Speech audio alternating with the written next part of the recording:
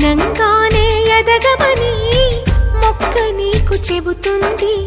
ఎదిగిన కొద్దీ ఒదగమని అర్థమందులో ఉంది. అపజయాలు కలిగిన చోటే గెలుపు పిలుపు వినిపిస్తుంది.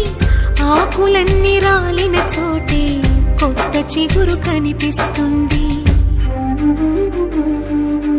మౌనంగానే ఎదగమని మొక్క నీకు చెబుతుంది. ఎదిగిన కొద్దీ ఒదగమని అర్థమందులో ఉంది. అపజయాలు కలిగిన చోటే గెలుపు పిలుపు వినిపిస్తుంది.